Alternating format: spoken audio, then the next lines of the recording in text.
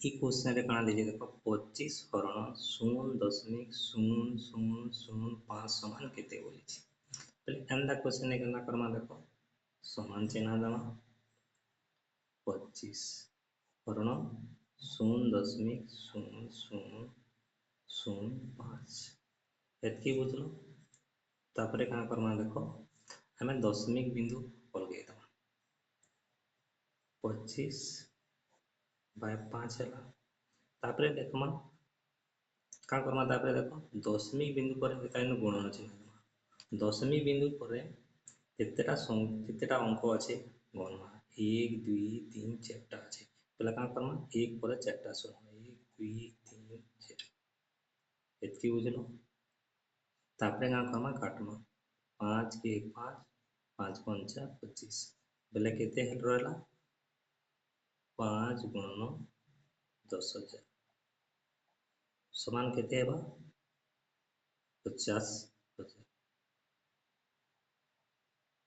केन option अच्छे option B एटा है right answer केनते हला बुझलो ई क्वेश्चन रे काना देजे देखो 1212 हरण 0.5 समान काना है 6.06 गुणन क्वेश्चन मार देছে એટલે क्वेश्चन मारे काना हवा बोलছে એટલે ઇન द क्वेश्चन ने काना करना देखो समान चिन्ह देवा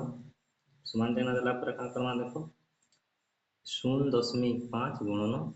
6.06 गुणन करना क्वेश्चन मार इक्वल टू काना हवा 0.05 गुणन 6.06 विभक्त को 1212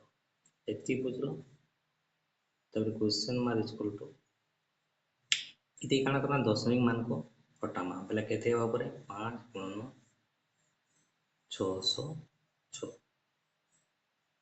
विभक्त को केते हेबा 12 गुणन 12 तापरे का करमा देखो दशमिक बोले केतेटा अंक छाड़ी से होसे गुटे बेले न काना हो गुणन 10 इन दशमिक बोले केतेटा अंक আছে जुड़े बेले 1 पर जुड़े सु एतकी बुझलो तापरे का करमा देखो क्वेश्चन मार इक्वल टू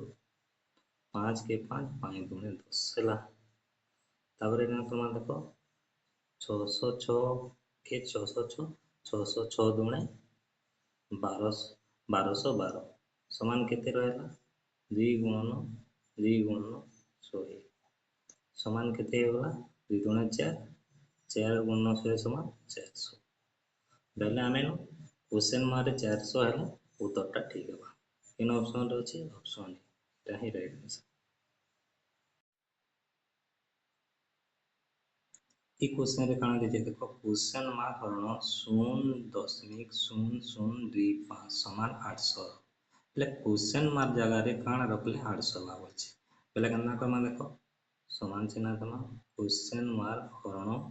0.0025 समान केते 800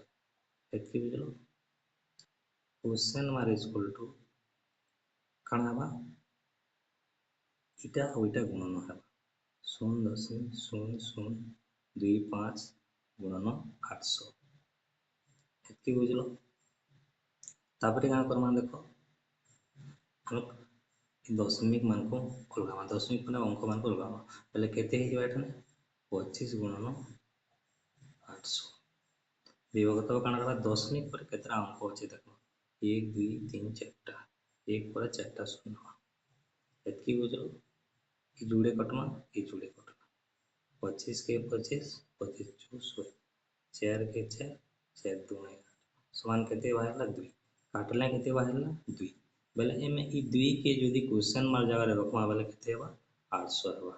बेले ऑप्शन टा किन ऑप्शन टा राइट ऑप्शन डी एटा ही राइट आंसर